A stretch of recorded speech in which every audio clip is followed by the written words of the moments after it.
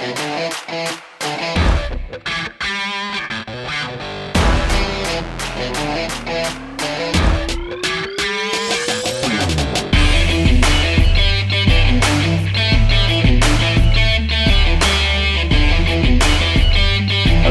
and welcome back to the Rugby Connection podcast by the fans for the fans.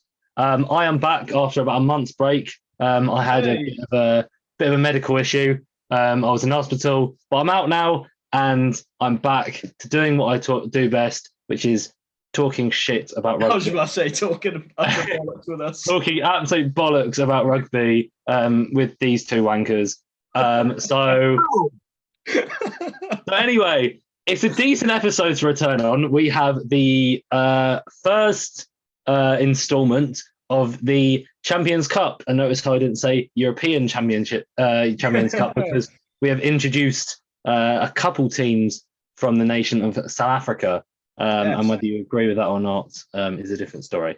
Anyway, let's run through some scores. Obviously, we won't go in depth about all of them. Let's just mention what we think is relevant. Anyway, so let's start off on Friday night. Montpellier very, very closely narrowing London Irish in what seems to be an empty Brentford Stadium, but nevertheless, Montpellier got the W. Leinster had Racing 42-10. Bit of a mauling there, lads. But anyway, we'll get to our first game. A bit of a RCP derby. I never thought I'd see the day of this one. Sharks 39, Quins 31. Come on! Say what you have to say. I mean, obviously I backed the boys from the start. I knew they could get the win, but what a game it was. It was a proper classy game. And I think the episode before, when we were doing our predictions, Murray did say Harlequins, he predicted them to come back and still lose by a little bit. And I mean, you pretty much hit the nail on the head there. My God, I was bricking it when we got the two cards and Andre Esterhazen goes over for, a fairly quick double. And I'm thinking they're going to do it. They're going to do the classic comeback. They're known for this. It's going to be heartbreak. But no, the Sharks, we played well, played a lot better than we had been in the URC. I was very happy to see our key players like Mapimpi and, Khaleesi, everybody playing a big part. But yeah, a really good game, really good performance from both teams. Listen, I also said over 70 okay, points. Go for it. I was also said it was going to be over 70 points combined, and yeah, it was. There you go. But yeah, no, it was almost written in the stars. Quinn's comeback. I mean, that's basically what we do. The two cards, Esterhazen double, Josh Bassett as well with a 76th minute try. And then Chamberlain just had to go and break every single bit of hope I had. Absolute wonder try, might I say. Lovely. Listen, it was a lovely, lovely try. However, I was nearly ready to cry by that point. So, listen, you know what? This is probably the first time on RCP that Quins have played a team of everyone's. So I was quite excited for it. It was a bit of a grudge match. The group chat was fuming. The group chat was. So you know what? It was a nice experience, but please don't win the return fixture. I was about to say we still have to come to you and play. Yeah, so, exactly. Yeah, who knows? Who knows? Maybe you guys don't fancy the cold London January. So probably not. No, exactly. But also the first ever South African team to win a Champions Cup game. You're making history. However, you lads shouldn't be there in the first place. Anyway, right. Well, let's move on. Back to the scores and doors. We've got Gloucester 22 beating Bordeaux 17. Claremont get the better of Stormers 24-14. The first South African loss in the Champions Cup. History. They're making history. But to be fair, I will quickly just say this. How amazing for Stormers fans. Their first experience of a European Cup match is Claremont. Yeah. Possibly the best atmosphere in the whole of club rugby. Yeah. Either that or maybe Munster on a European day. Stade Michelin, Friday Night Lights. Stade Michelin. Harlequins, we played them a few times. I think it was Champions Cup 2019 or something like that. It was booming. Like I wasn't even on the pitch and I was trembling. But anyway, we'll move on. La Rochelle absolutely smack Northampton Saints 46-12. The Bulls also take a W against Lyon 42-36. What a game. We just couldn't say that is the game of the weekend. That is by far the game of the weekend. I mean, listen, 28-12 after the first half, it looked like the Bulls had it. 28-0. It was 28-0 in the... When was it? 21st? 28th minute. Leon pulled back 12 before they kind of just go on a bit of a 20-minute rampage and absolutely, take them to the cleaners, fall back. Unfortunately, it was not enough, and Bulls get the W in Pretoria. Yeah, mad game. It's Champions Cup, man. Welcome to it. I will say, though, one statistic that I did see, which kind of plays into the high score, both teams' tackling percentage was in the 60s. Christ. There's nobody tackled. Nobody tackled, which probably made... Can we get more games like this? Let's just ban tackling now. Honestly, and Jake White got slandered a bit for his selection because he picked, I think, about 12 changes to the usual URC starting Bulls team. And I mean, fair play to the young boys. They showed, what they're made of. But I think that's also what, led Leon to make the sort of comeback, that inexperience and that sort of hot-headedness. I mean, fair play to the Bulls. Fair play to them. Incredible game, incredible win. Do up the tackling next time, though, lads. Defense isn't a bad thing. Right. And the last game of the Saturday, Exeter Chiefs take the W against Cash 27-12. Anyway, let's move on to the Sunday fixtures. Obviously, today when we're recording, Sale Sharks absolutely. My God. I want to say some words that I don't think I'm allowed to say on here. Some words of condolence, Jesus. God would not permit me to say these words that I want to say about the Sale Sharks performance. However, Sale Sharks demolish Ulster in their backyard. Well, in Sale's backyard. 39-0. Do you want to know the strangest bit about it? So, by that scoreline, attacking frenzy, obviously. Bevan Rudd got man of the match. Yeah, definitely. No, but I will talk about it a bit because it's a fair bit concerning for Ulster, seeing how well they've done in the URC this year. Yeah, concerning for Ulster, and also a scary sort of prospect for anyone who's playing Sale, because they've been on good form in the Premiership, and this against one of the URC's top teams.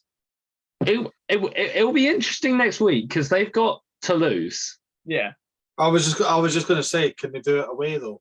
That's the question. That's the big question. It's a different question. However, if a team like Sale, they've been on good form in the Prem, can take down Ulster, who are probably one of the URC title contenders. Yeah, definitely. By that much, Toulouse are probably trembling at their knees. And if we look like a bit of a spoiler for the next result, Toulouse versus Munster 18-13. And Munster by far nowhere near the performance that Ulster have been managing in the URC. No, of course not. I mean, Munster for the most part have had a fairly good. I mean, I think you've hit the nail on the head there. Toulouse must be shaking in their boots at that prospect. No, of course, but I think that's one of the games for next weekend anyway. Seeing that Toulouse have been one of the dominant French teams over the last few years. They've won multiple titles. They boast possibly one of the best sides in club rugby at the moment. 100%. They are sort of up there with, when you think of dominant club teams, you think of Toulouse, you think of Leinster, you think of Crusaders. They're up there with those big names. Exactly. So it will be an interesting prospect to see for next week. But quickly, again, moving on. As Cam mentioned, Toulouse got the better of Munster at Thomond Park, 18-13. Moving on to the Stone X, we had Saracens beating Edinburgh 30-26. Murray, why couldn't Edinburgh do it? Please. Just daft mistakes. That's me being polite. I can't. I'll agree with you because I watched most of the second half in that game. Although, I'm just going to say it, we were down to 13 at one point and we have Saracens open somehow. No, that's fair. Yeah, to be fair, you outscored Saracens in that, I guess, power play, if we want to call it that. You did outscore Saracens, well, once Stuart McAnally went off. WP Nell kind of, I guess, It could have been him or Marshall, I think. The way the tackle went, it was don't fuck a man. If you had seen the tackle, I think it was at first look, it looked fairly horrible. I'm not saying like Sam Warburton against France, but I am saying it did look fairly nasty.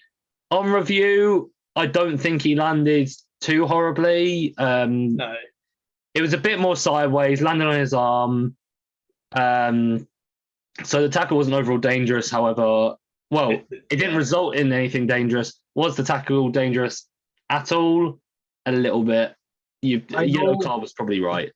I know that we got beat and we've had a big injury blow during the week, but how good is Wes Husson? I know he tripped up in the first half. And he was so close to scoring that try. Honestly, watching that game, I was just watching along at work. I know, all respect to Wee Darcy, I didn't really even notice he was gone. Wee Darcy? Are you Scottish now? Yeah, Wee Darcy. That's what we call him. Darcy. Wee Darcy. What's happened over these last few weeks? Even giving you Scottish lessons or something? Yeah, we've been trading languages. Oh Lord. But how's Afrikaans going, Murray? And I don't mean that as a part to Darcy. I mean it as. Sorry, Harv asked how was my South African doing, so I said I eat biltong now, so it's all good. I was about to say how's your Afrikaans, but the cans. I can't even speak that, so there we are.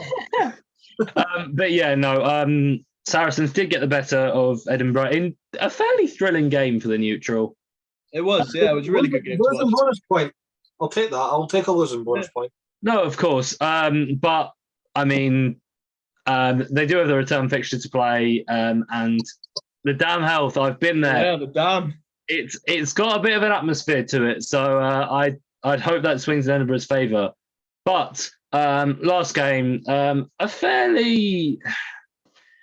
I found this game fairly boring game. Leicester Tigers get the better of Ospreys in their backyard, 23-17.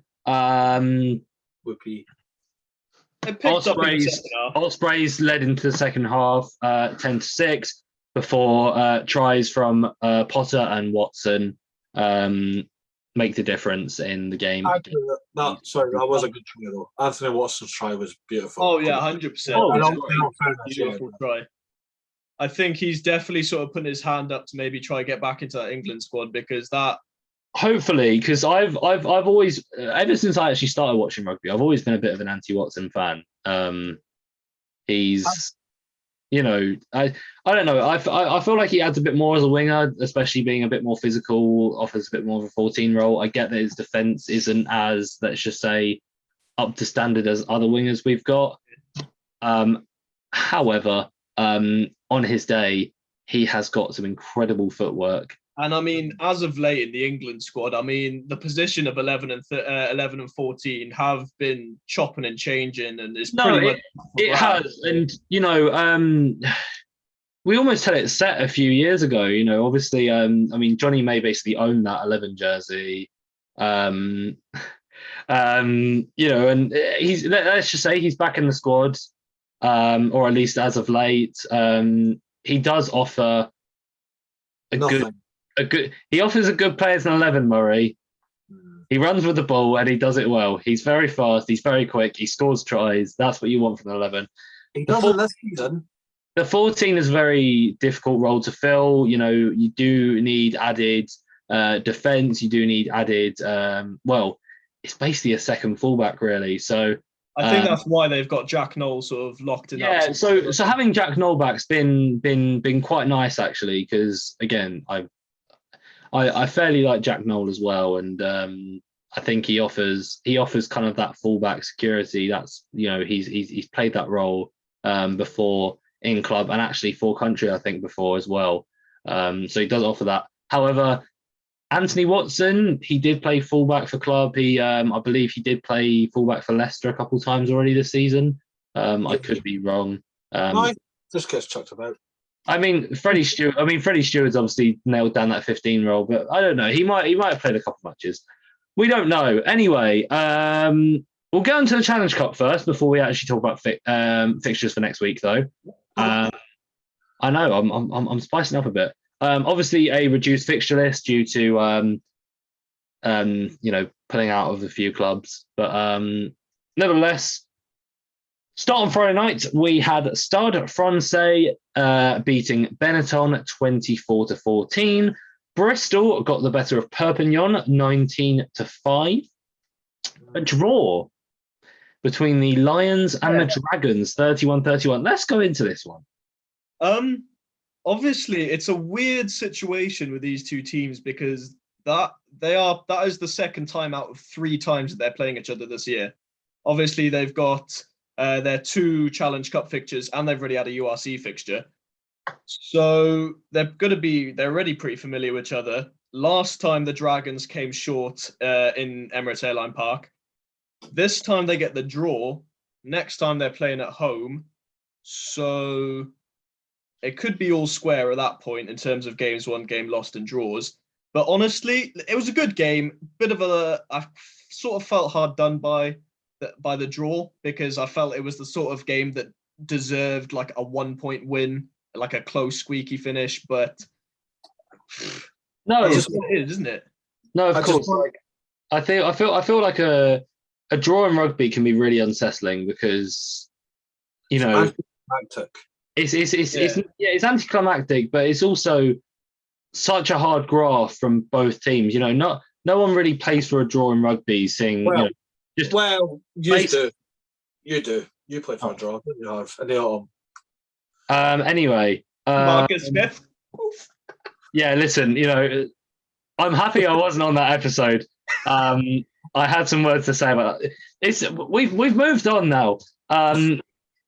Just how the basic point score works in rugby, obviously a draw is very unsettling. It's hard graft against another. You know, you obviously want to get the better. Another draw can be really, really just anticlimactic, unsettling. No one's satisfied.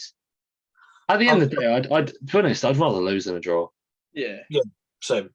I just want to talk about something you put in the pod chat, Harv, about obviously Harv's very not happy about South African teams being in. Oh, am I? Wait a minute. So Harv put in a thing like, oh, South Africans really don't like European rugby because it's like 5 years ago, Lions were playing Crusaders and it was sold out, and then this one there was nobody. In their defence, who the fuck gives a shit about the Dragons? No. Okay. Let me just talk about this though. I do want to talk about South African attendance this weekend. Yeah, let's actually have I wanted to have a chat about this. First of all, actually talk about South African attendance, not just in the European Cup. We've only seen now 3 games staged in South Africa. Yeah. But also just South African attendance as a whole. First of all, and I think we can talk about this. For most teams, they're playing in a stadium. They're playing in massive stadiums. They're playing in international stadiums. They're playing in international. Well, there's international stadiums in all 4 corners of South Africa. Yeah, and you've got 4 teams taking each one. Yeah. So of course it's going to be hard to sell tickets, but you would think in principle, you know, South Africa rugby is their number 1 sport. Mm-hmm. That, you know, will sell out. It doesn't sell out. I was watching the Sharks game,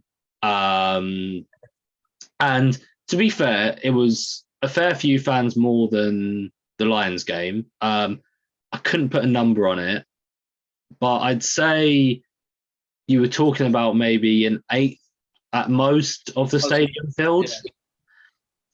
I think, obviously one of the logistical problems of South African teams now playing in European Cup and URC is the lack of away fans.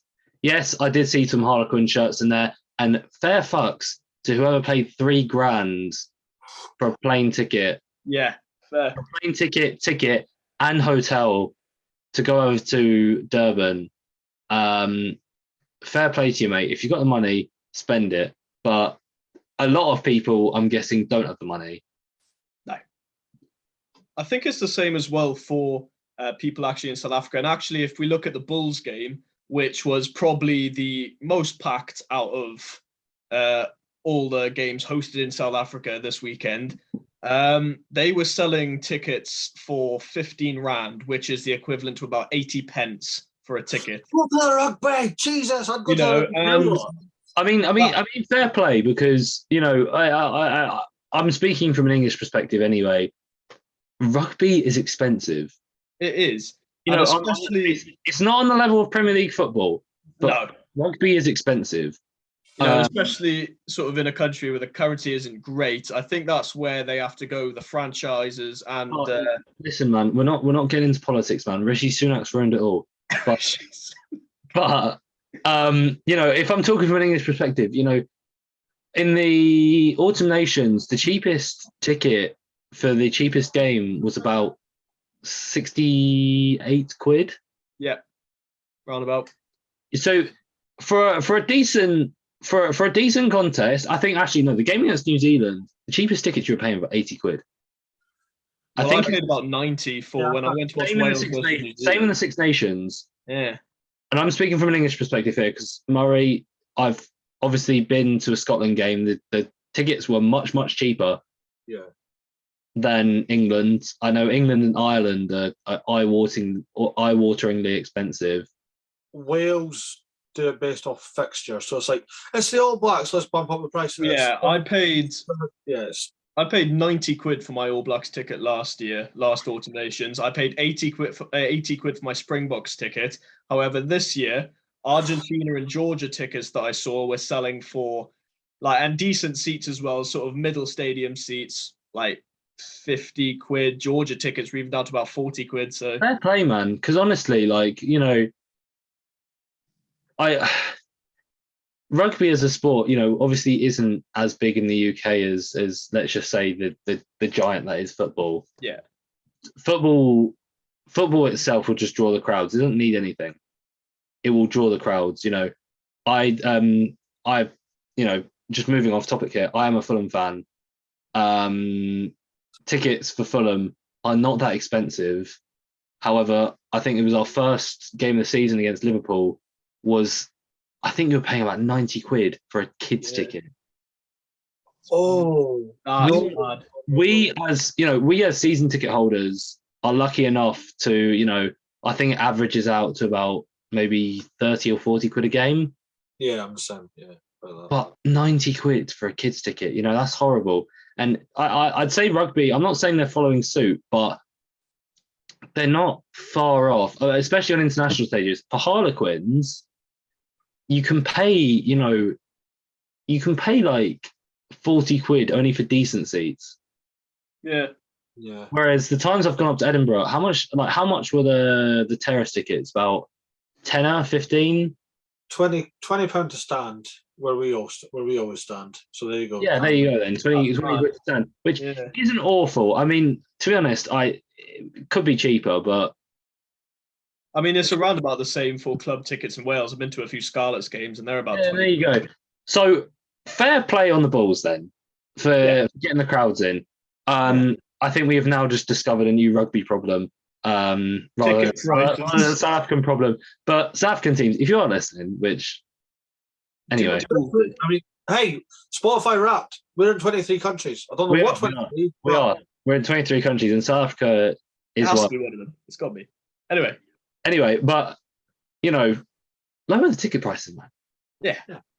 Even just by a little bit, you can get a fair few more people in. So anyway, sorry, rant just over. do the family offer. Scottish Rugby were good for it in the autumn. They do under 16s for £1.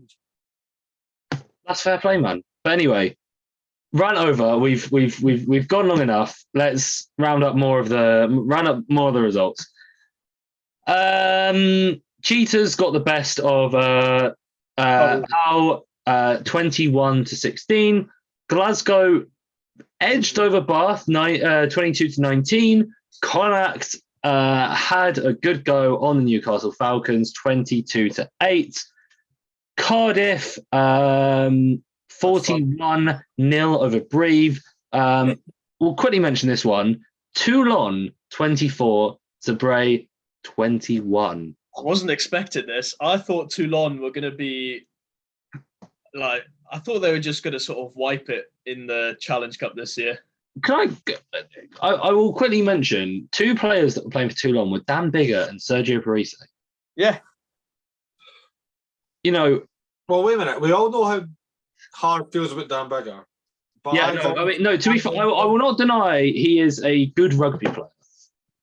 Yeah, you will. I've seen him live. I've seen him live. I've seen him in the flesh with my own eyeballs. He is a good rugby player. Yeah. However, Bray, are they do they just not win? We've had this discussion. Listen, we've had this discussion. I think either last week or the week before. How many games have they won? Have they lost? Sorry, and we've been there and just said, you know what? It's been damn unlucky, but they're going to win a game so far. They haven't won a game this season. No, that's what we've been saying. They're not going to win. I don't think that. I mean, last season they got one win against the Dragons in the URC season. Now they beat Connacht, man. They beat Connacht as well. Did they beat Connacht as well? End of the season. Well, did they not? No, that was Dragons. That was it. Yeah, I'm pretty sure they just beat Dragons. I'm pretty sure it was the one win. Oh yeah, no, it was a 2 point. It was a 2 point win to Connacht. My bad. It was a close game. But anyway, yeah, it's like, when do you sort of draw the line of, yes, they're getting close to these big teams, but they still can't win? But they've actually only really got close to the big teams. Toulon, Bray, and Leinster, they've all lost within 5 points. And they've all played at home, also interestingly. All these close games they played at home. You make a good point, because the other games they've lost was Glasgow by, I don't know, a fair bit. Ulster by 21, Dragons by 40, Edinburgh by 19, Scarlets by 24, Stormers by 17, and Munster by 16. It's an interesting quality. I don't know whoever they're playing next. Bristol, just beat, man. Bristol are fairly big. Just do it. Thing is, with this season, with how up and down Bristol are, go for it. Beat Bristol. I don't think they will, but that's a different. Yeah, they've got some quality players as well. It's not like they're playing with a bunch of bloody shopkeepers and stuff. They've got Tiff Eden. I think this season has been quietly one of the better fly halves in the URC on in losing efforts. I think they've got Matt Kovacic as well, who obviously was a long-time chief. After that, a Worcester Warrior, did very well for himself at both of those. Yeah. So fair play. But anyway, are we going to move on to our favourite time of the URC? The URC? Of the RC. Also, we missed a game. RC. Did we miss a game? Yeah, today's game. We don't really care for it. Oh, yeah. Scarlets beat there on 39-7. Anyway. 39-7. There we are, done. Anyway. Let's move on. We have got next round's fixtures, and I will start off with the Challenge Cup. Yep. Okay, cool. So, 3 Friday night fixtures. Oh, yes. Lions versus Stade Francais. Lions are at home, aren't they? Yes, it is in Johannesburg. I'm going to go Stade Francais just because I really liked how they played. And vibes. It's not going to affect the result, but they will score by a chip and chase. They do it all the time. Fair enough. Yeah, start by 3. I mean, I'm gonna back the Lions because I do quietly, they're like my other team. Fuck it. Lions by like 2 points. Realistically, I don't think they're gonna win, but I want to give them the result.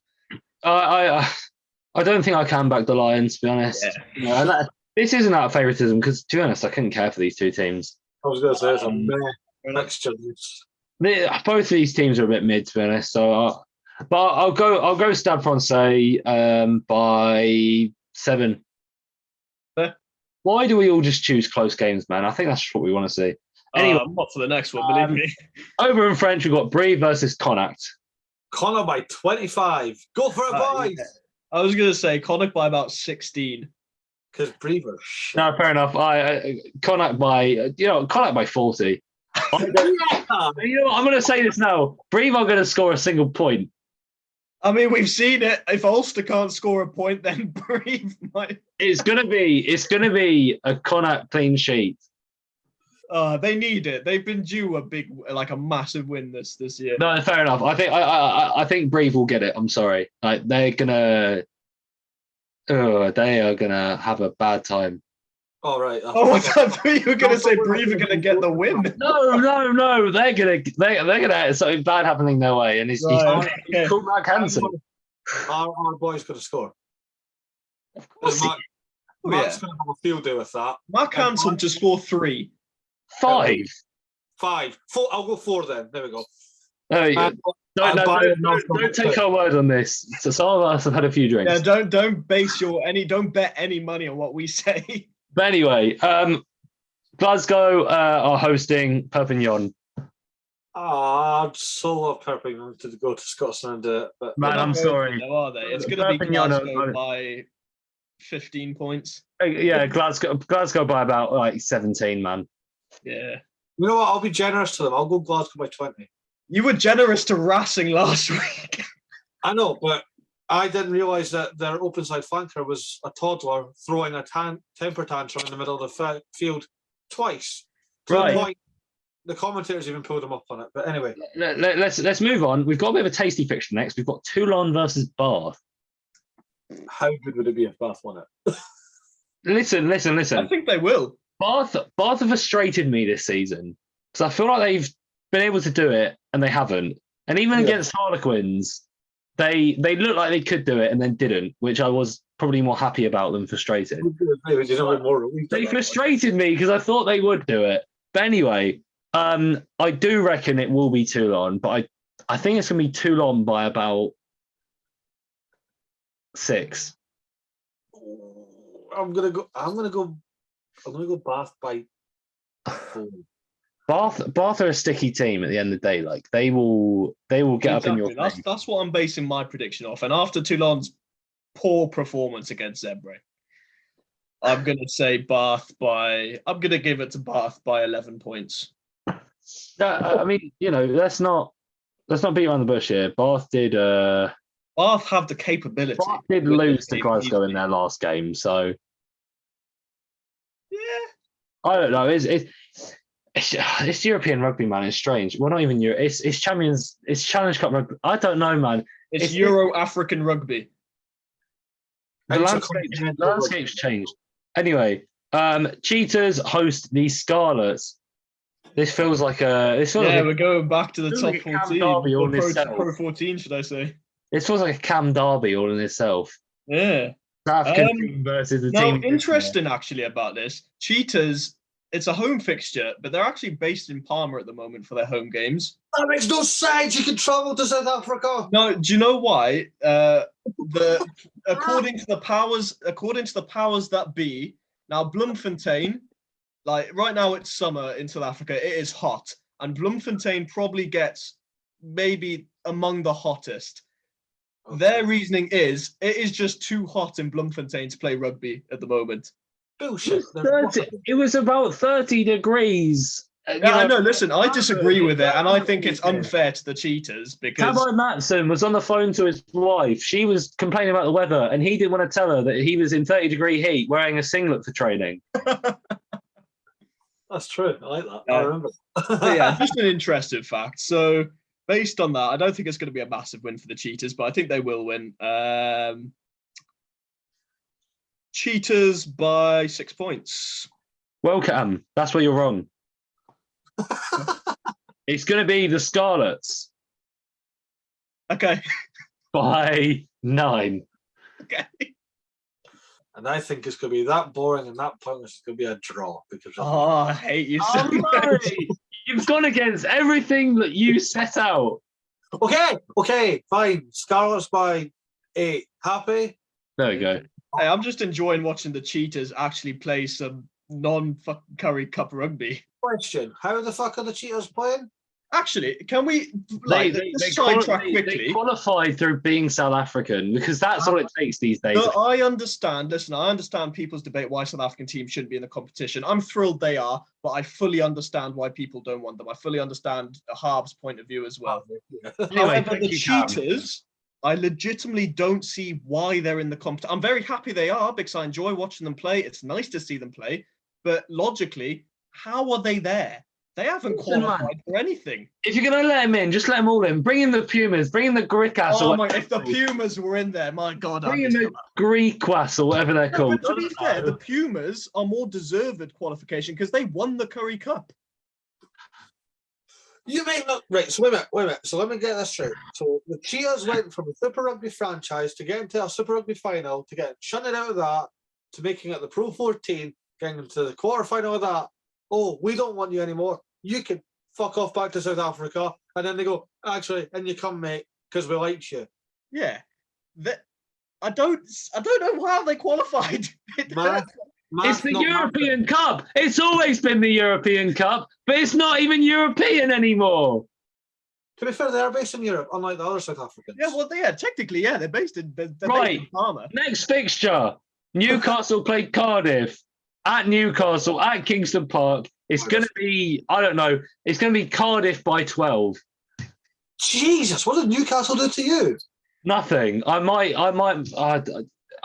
be going up there for uni, you know, actually. I need to be nice to them. Cardiff Change allegiance.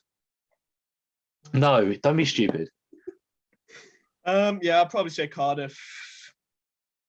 15 points, Cardiff. Fair play. I don't see Newcastle winning. As a weird one, Newcastle are hitting this as well, but so George McGuigan will have a field day, but that's about it. George McGuigan has been rumoured to be going to the Cherry and Whites. I have heard that actually. Fair enough. Just the way you fed that in there. So I think it's just I think it's just to fill in the injury woes they've been having. But you know who's not coming? Finn. He's not going to Bath. Cost too much money. He's not. Is he not going anywhere then? Well, no, salary cap in the Prem per team is £2.5 million. Finn Russell's on 800 grand himself. Math not mathing in that one. Yeah, just give us more money, I guess. Yeah, that's the biggest thing. That's why they're selling tickets for 90 quid. Exactly. They're just trying to fund Finn Russell. Yeah, that's exactly what they're doing. But anyway, Mike Blair made that joke when I was at the Edinburgh 150th event. Somebody asked, like, why is the Edinburgh-Glasgow game at Murrayfield? And he went, how else are we meant to pay Duhan's wages? But he laughed, and I loved it. So there you go. It could be actually. He laughed with tears. He was like, we can't afford him.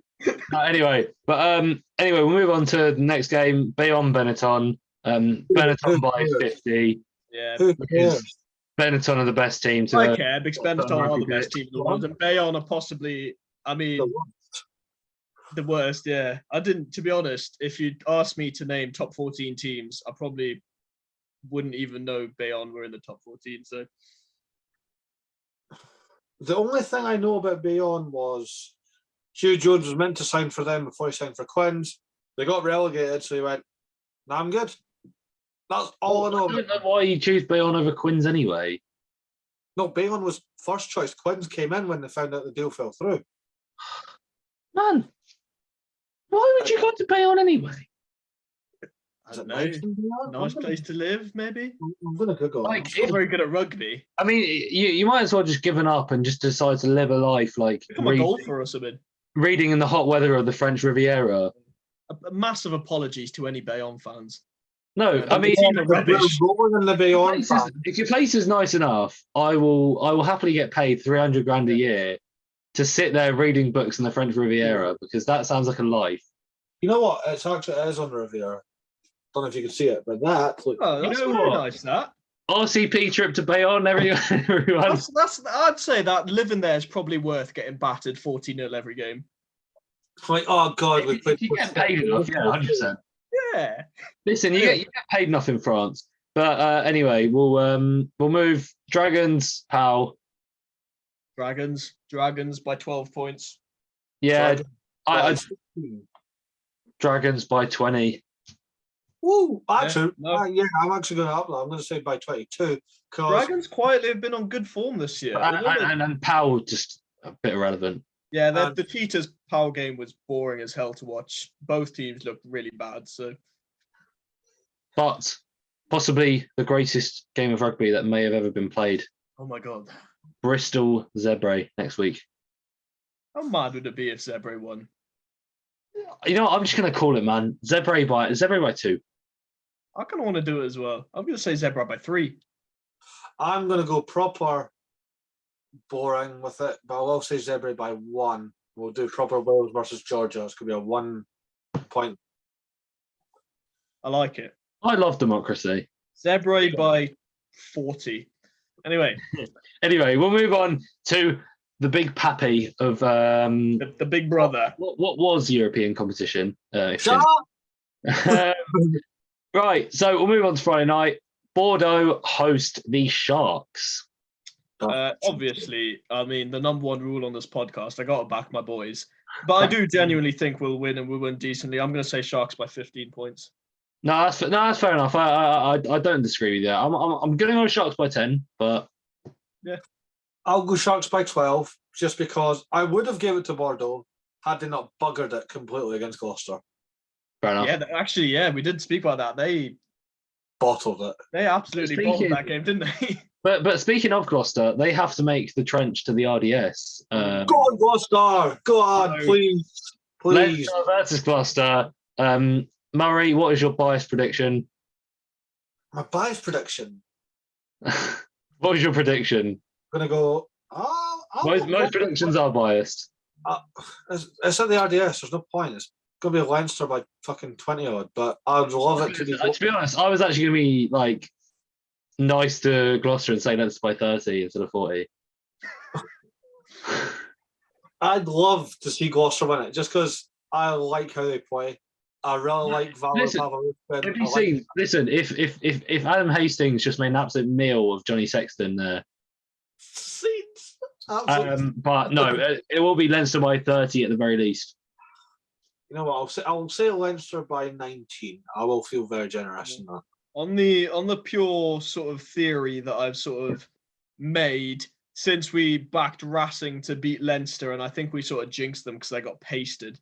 I'm going to say Leinster by 40 and hope to God I jinx them and they lose. You know what? Fair enough. Fair play. That's fair. Anyway, Edinburgh hosts Castres on the Saturday morning or Saturday afternoon. It's going to be a battering. Yeah, man. Castres are going to win by exactly. I have not missed this ganging up. No. I'll give the odd to Edinburgh. We played Castres twice last year. To be fair, we didn't play our best rugby and beat them both with a last-minute kick. So they are the strangest team coming from France. They were finalists last year, and now they're sitting like bottom this year. Also, you never know. In the Exeter game, the whole team, and I mentioned this to you, Murray, they all look so unfit.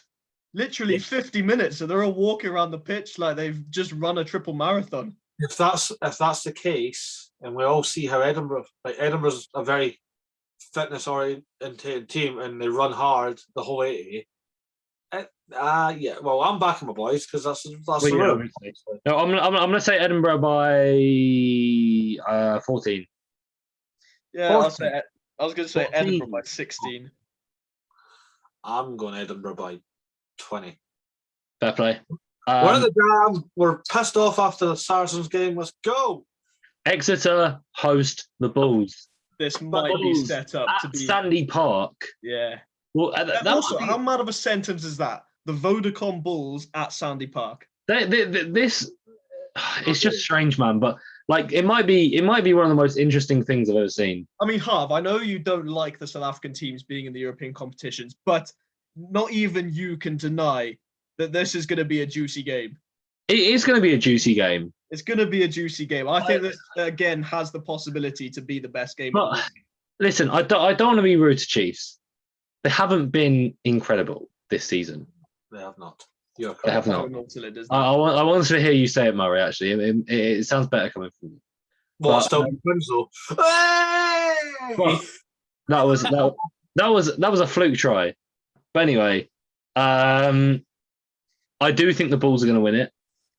I was going to say by a double figure margin, but I am going to go with by 5, purely because Sandy Park is a fairly difficult place to win at.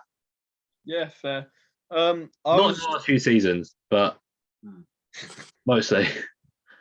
I'm sort of torn between what sort of selection the Bulls go for. If they go for the same sort of young, inexperienced team as they did this week, I think they might actually lose. But if they sort of go full guns blazing, then I'm just going to say Bulls by 10 points. All about your team. Chiefs by 6. I'll take that. Yeah. Chiefs by 6. Nah, Mornay Stain to break your heart. He does it too often. I'm sick of it. He does it too often. You know it's going to happen. Right. Leon hosts Saracens. We'll all say it in unison. Leon by 30. Yeah, yes. Leon by 63. David Nunayashvili, go for it, my boy. Anyway, so we'll quickly move on from that one. Leicester hosts Claremont. Now, I believe these two played last year in the round of 16. They always play each other somehow. Fair enough. But at Welford Road, do you think Claremont have got the same magic? No. No. I know they beat the Stormers, but it's at home. It's like the pinnacle of like European nights. Mate, being away to Claremont, you're going to get battered, but it's going to be a special night. Yeah, it's going to be fun. But just make sure you've had enough drink to actually enjoy it.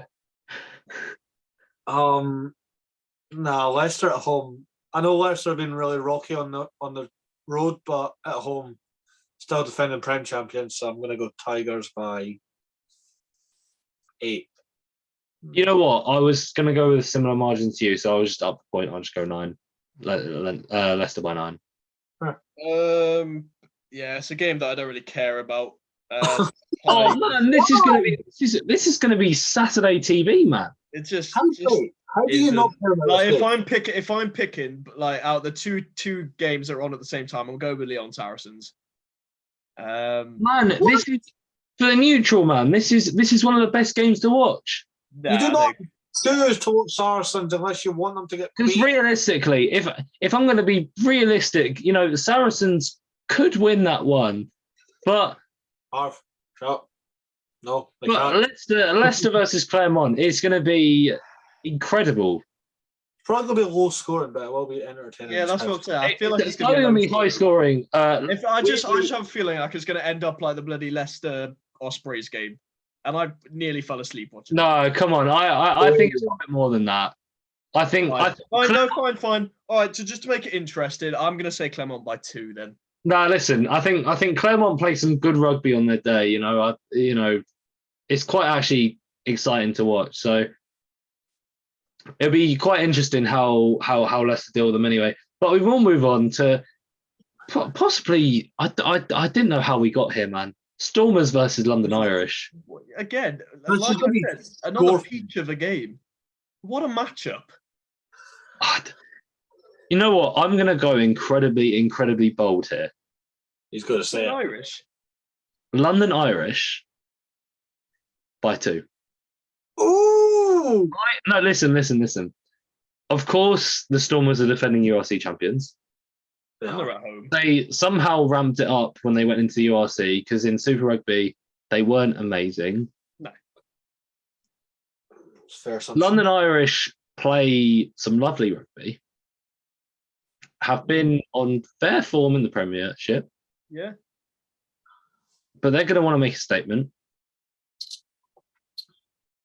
To get a win away from Brentford. I was going to say, to get a win, not only just away from home, but away in South Africa in Cape Town. I think they could do it. No, I'm definitely not. It'll be a I magical can see result. London Irish winning this game, but realistically, I don't think it's going to be. I think it's going to be a double point game for the Stormers, but I do think, again, we're going to have possibly a 60, 70 point game. Fair enough. I'm going to go. I can see sort of a scoreline like maybe 53-41, something like that. Ollie Hassel Collins is going to absolutely spank them though. That's the thing. Like, I'm going to meet you in the middle. It's going to be a high scoring game, and I think London Irish are going to do it by 3. I think Paddy Jackson's going to absolutely screamer. If London Irish win it, because this year's Stormers, I can't. If you owe us each 20 quid. Yeah, no. Well, you if said London yeah, Irish do it, I'll out. be happy. Like I'll be thrilled for them if they do, because honestly, I don't really care for the Stormers this year. No, fair enough. We'll move on. Ulster La Rochelle. La Rochelle. After that, After last week, I just can't back Ulster. It's at the Kingspan, which the Kingspan for Ulster has been a very, very good place for rugby. But it's the European champions coming to town. It is the European champions, Murray. And I do think it'll be La Rochelle, but I only think it'll be La Rochelle by 4.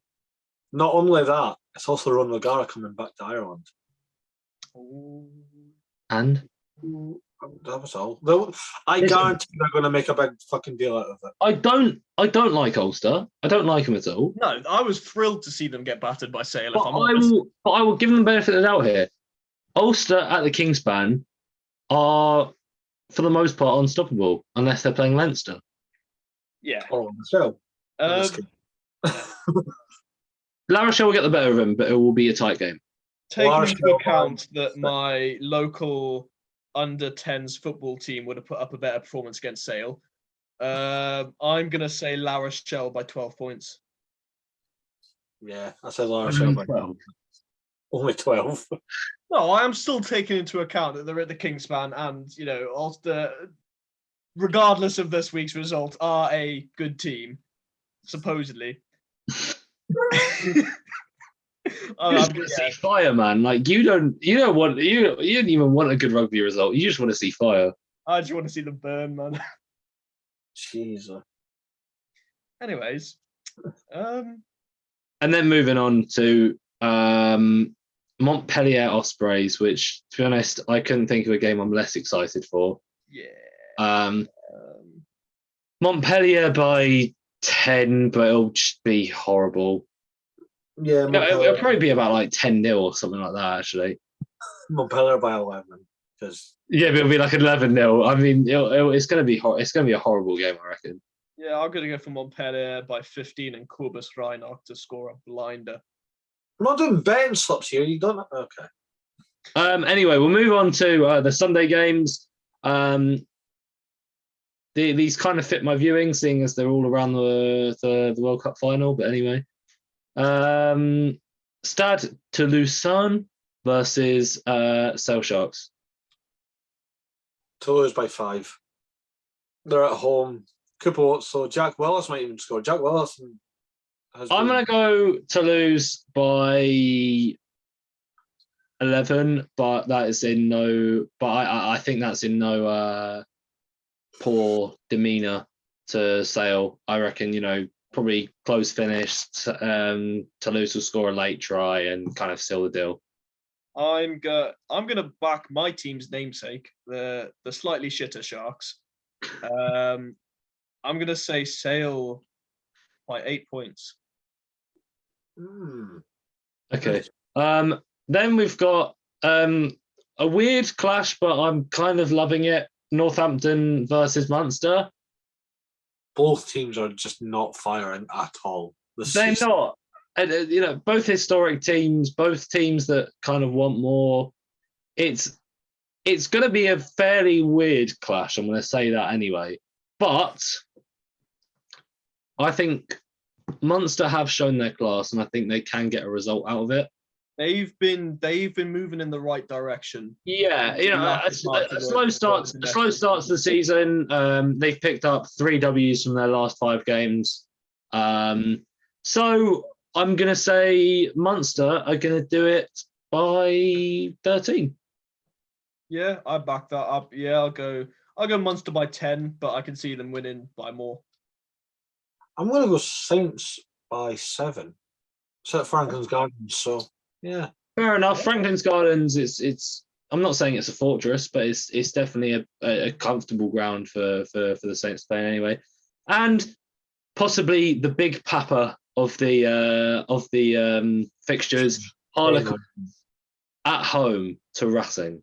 Yeah, I mean, no disrespect to Racing. I know they're playing Leinster and everything, but Quins at home and Racing, who just didn't look hot at all.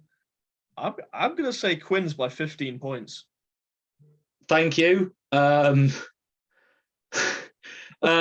Listen, Racing will be a difficult team. I know, obviously, they've got quality kind of dripping out of all sides anyway. At home, I do fancy us obviously a lot more. The Stoop is, again, incredibly comfortable for Harlequins. We play our best rugby there, no doubt, apart from maybe Ashton Gate on a Premiership. Love that. In the second half, that is, anyway. But no, I'm also going to go Quins. I'm going to go Quins by 8. I think there'll be a few players who want to have a word with us anyway. Finn Russell's fairly unstoppable on his day. Christian Wade will definitely have a thing to say against another English team anyway. There'll be history there. So I think it'll be quite a tasty clash. But again, Harlequins, back your team, I guess. Yeah, you got to do. I'm glad that you back your team, but I'm going for Racing. You just had to ruin the episode, Murray. I have to, because I will say, stop filming, turn off the camera. You've ruined it all. Form out. I will say, I've only seen a handful of top 14s play before. I am basing a lot of my predictions on literally what I've seen in the last round, to be fair. So, That's fair enough. Listen, Racing have quality, and we played them, I believe, 2 seasons ago, and they absolutely spanked us. But let's be real. Is that the same year they beat us when it was during COVID that they changed the setup that it is now? Probably. And then somehow got paired with Racing in Paris. I'm like, what did we do to deserve that? I'm not sure, but anyway, the last game we played against them, they beat us 49-7. So, but since then, I don't think it'll be that bad. Since then, we've obviously gone under the new management, had a new team. That was still under Gustard, and we're a new team anyway. You are. I think we'll do it. Yeah, fair enough. I'm just want to be different. I don't want us all to agree on every same game. Okay, we can all agree. That's fair enough. That Saracens it's going to be a great game. It's going to be unorthodox rugby coming out of every orifice. Oh yeah, honestly, after this first round, I'm fully invested in the Heineken Champions Cup. It's just brilliant, isn't it? Thing is, they've done the right thing. It's the Heineken Champions Cup. It doesn't mention Europe at all. No, they haven't though. And this is what I'm confused about. But Because the Challenge Cup is EPCR, which is European Professional. I also don't know if you've seen, if any of you are watching BT over the weekend. BT, the home of European rugby, is what they keep saying. And they still called it. And when I saw, was it Mapimpi scored his first try? It said try on debut in the European Cup. Yeah, it says European appearances. Yeah. Honestly, if And I think this is also confusing for a lot of newer fans and a lot of neutral fans. If you're really going to go full out and introduce the South African teams into this competition, you need to start branding it as the Heineken Champions Cup. But it is, but like at the same time, it isn't. No, I understand. And like I said, I fully understand people's points of view when they say South Africa teams shouldn't be there. But I'm in the same mind when people say, should South Africa join the Six Nations? Absolutely not. They shouldn't be there. Definitely not. But I don't know. Me and Murray were talking earlier about we've talked too much about this. We all know our different opinions. There was actually rugby played that wasn't in a something cup, wherever it is now, because we had sevens. Yay! And we were in Cape Town, and my word, was this a bit of a shock? Samoa have won their first sevens event for the first time since Paris 2016. That's insane. Really good for them. Only their 10th ever win on the world circuit.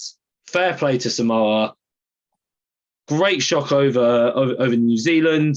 Just talking about, if I had to talk about some heavy hitters and disappointments, GB, I think they made it to their first quarterfinals of the season. Narrowly missed out by a try to the South Africans. Yes. However, some disappointments. Australia, they came 10th. What happened there? I mean, the world champions, they came 10th. They lost to France in the 9th place final. And again, this happens a lot in sevens. It is, and it's the sevens is crazy, and you know, the sooner you get into it, the sooner you realise it's weird. It's mental, but it's a beautiful thing. Sevens. It is. And like you said, Samoa getting the win, big win over New Zealand, a win over South Africa in the semis as well. And you know what? I was talking about disappointments. A little bit more of a disappointment is also Ireland, who came 12th. Yeah, 12th. Yeah, it was 12th, wasn't it? Again, like I said, it's sevens, man. It's unpredictable. Sevens. And also, if I can also mention one thing, I like this weekend have also been watching the Championship rugby because at the moment this is probably the best English rugby league that is here at the moment. And we have had some very interesting scores from it. I'll quickly just run down the scores anyway. Ealing smacked Bedford 42-17, normal proceedings. We had a draw between Richmond and Ampthill. Richmond, a fairly historic club, and Ampthill, who play in the middle of a forest. Doncaster beat London Scottish by just the 1 point, 15-14, and another 15-14 scoreline. Caldy, only just promoted from National League One, got 1 point over Cornish Pirates, who are looking to be promoted into the Premiership next season. So fair play, Caldy. We love you. Hartpury University, 45 over Coventry, 36, and Jersey strengthening their title hopes with a 31-22 win over Nottingham. So I urge people of England, please go and support your Championship rugby clubs because these are the teams of the future. They're going to be in the Premiership, and so we just don't care then. You said people of England. I'm in Scotland. I mean, you can watch it if you want, but no. You said people of England. It's fine. We need the engagement, and to be honest, it's easier for the people of England. I don't think you can easily get down to Nottingham if you want. I am half English, so I mean, I'll be half invested. You know what? I love you, Cam. Thank you.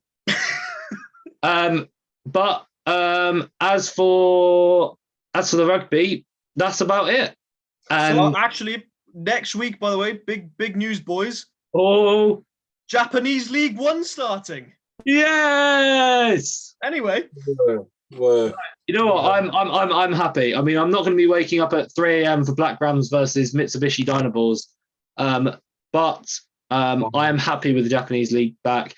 They are recruiting more and more players of higher caliber, so it will be an exciting league to watch if you are awake. God knows what.